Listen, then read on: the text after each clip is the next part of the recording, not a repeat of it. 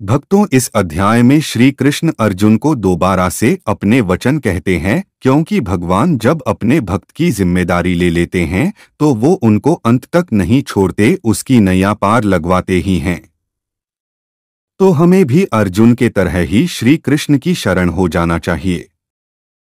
श्री कृष्ण कहते हैं, मेरा जन्म और कर्म दोनों ही अलौकिक हैं, इसलिए मेरे परम तत्व को देवता भी नहीं जानते, क्योंकि उनके होने का कारण भी मैं ही हूँ, वो मुझसे ही विस्तारित हुए हैं।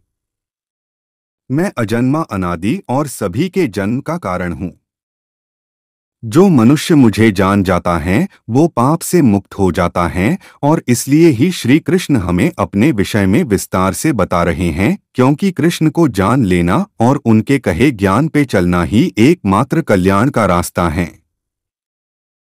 इस अध्याय में श्री कृष्ण अपने विस्तार को समझाते हैं।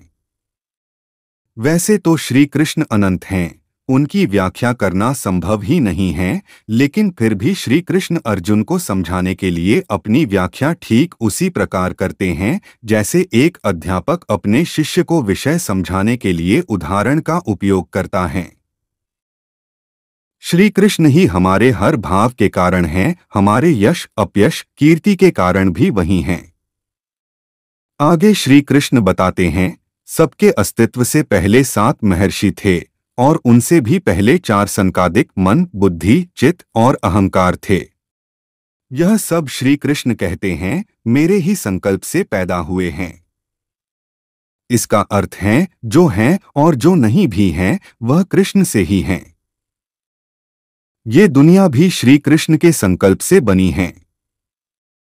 इस दुनिया में हम जन्मे और इस दुनिया को देखने समझने के लिए हमारे भाव उत्पन्न हुए, जो कि श्री कृष्ण से हमें प्राप्त हुए हैं। इसलिए कहा जाता है कि अच्छा सुने देखे और अच्छे ही कर्म करें, क्योंकि आप अच्छे भाव रखेंगे तो अच्छी संगति में रहेंगे। और श्री कृष्ण बताते हैं, मेरी स्तुति करने वाले को मैं ही प्राप्त होता हूँ। अर्थात अच्छी संगति में रहकर भजन करना और भगवान की चर्चा करने मात्र से ही आप मोक्ष प्राप्ति कर सकते हैं। हमें भगवान मोह लालच आदि विकारों का त्याग करके निष्काम कर्म करने को कहते हैं और बताते हैं कि हमारे चेतना रूप में हमारे अंदर कृष्ण ही स्थित हैं, और अच्छे कर्म करने पर वह हमारी सहायता जरूर करते हैं। इसे यूं भी समझ सकते हैं कि भगवान हमारे कल्याण के लिए हृदय परिवर्तन भी कर सकते हैं। मन की इच्छा उनको जानने की करके तो देखो वो कैसे ही आपकी कमियों को आपकी शक्ति बनाकर आपका उद्धार करते हैं। अर्जुन अब श्री कृष्ण को समझने लगते हैं और स्वयं भगवान की सुनी बातें दोहराकर अपने ज्ञान को पक्का करते हैं और कहते हैं, आपके इस स्वरूप को ना देवता जानते हैं ना दानव। श्री कृष्ण को परब्रह्म रूप में जानने के बाद अर्जुन कहते हैं, माधव आप ही पुरुषोत्तम, देवों के देव, सभी भूतों के स्वामी हैं, और आप ही हमारे अंदर स्थित हैं, जो अपने से अपने को जानने का भाव जागृत करते हैं। इसका अर्थ है खुद को खुद से जानना और समझना। अर्जुन श्री कृष्ण की विशेषता जानने की इच्छा करते हैं और जानना चाहते हैं कि किस भाव से वह उनका चिंतन करें, और यह सिर्फ कृष्ण ही बता सकते हो, क्योंकि दूसरा कोई है ही नहीं जो उनके बारे में जानता हो। देखिए, दुनिया का सबके बड़ा धनोधर अर्जुन ज्ञान की जिज्ञासा को जैसे प्रकट करता है, हमें भी उसी प्रकार ज्ञान को जानने की पूरी कोशिश इसी तरह करनी चाहिए। तब हम भी अर्जुन के तरह इस जीवन के युद्ध को जीत सकते हैं, और इसमें भगवान हमारी सहायता के लिए हमेशा हमारे साथ आते हैं। अर्जुन भगवान श्री कृष्ण की सीमा और विस्तार के बारे पूछते हैं। भगवान अर्जुन की जिज्ञासा को देख कहते हैं, यह मैं तुझे जरूर समझाऊंगा पार्थ, लेकिन इसको समझना बहुत ही कठिन या यूं कहे असंभव है, क्योंकि मेरी सीमा जो तू देख रहा है कर्ण मात्र भी नहीं है।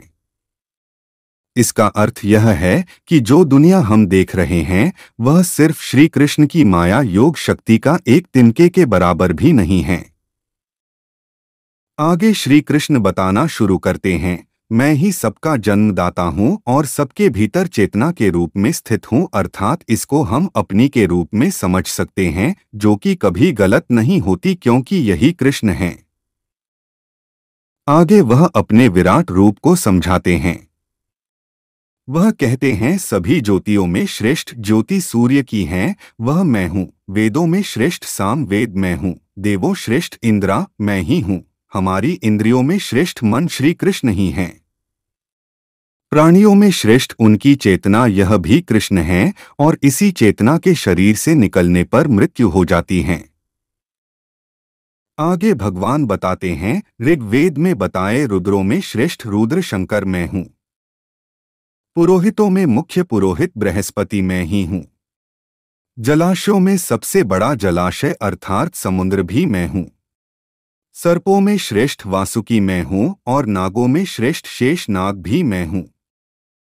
दानवों में श्रेष्ठ प्रहलाद भी मैं हूँ। प्रहलाद राक्षस हिरण्यकश्यप के पुत्र थे, जो कि भगवान विष्णु के परम भक्त थे। पशुओं में श्रेष्ठ पशु सिंह मैं हूँ, और पक्षियों में श्रेष्ठ पक्षी गरुड़ मैं हूँ।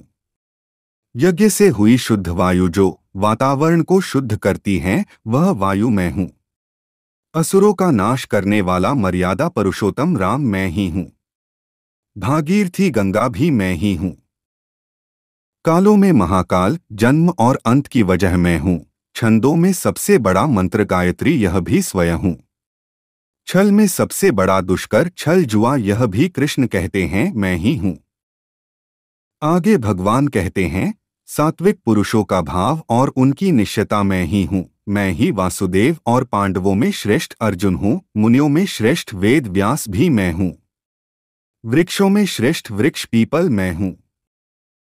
अगर आप में कुछ श्रेष्ठ विशेषता है, वो कृष्ण ही हैं। जीतने के लिए चाहिए होती हैं, नीति और गुप्त रखने के लिए रहना होता है मौन, यह भी कृष्ण कहते हैं मैं ही हूँ। वह हर वस्तु जिसमें प्राण हो या ना हो, वह श्री कृष्ण ही हैं, जो कि अंत समय सब कृष्ण में ही विलय हो जाएगा। श्री कृष्ण अपनी महिमा बताते हुए अर्जुन से कहते हैं, मेरी किसी भी शक्ति का अंत और शुरुआत नहीं है। ये जितना तूने जाना, यह बस तेरे समझने मात्र के लिए है। इसे आप उदाहरण समझकर भगवान की शक्ति को समझने का प्रयास कर सकते हैं। तो इस अध्याय में भगवान कृष्ण अपनी विभूतियों का वर्णन करते हुए इतना ही बताते हैं।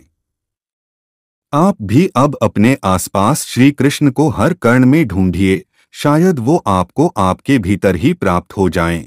दोस्तों, मेरा प्रयास है आसान और कम शब्दों में इस ज्ञान को आप तक ला पाऊं। यह कर्म श्री कृष्ण से मुझे मिला है।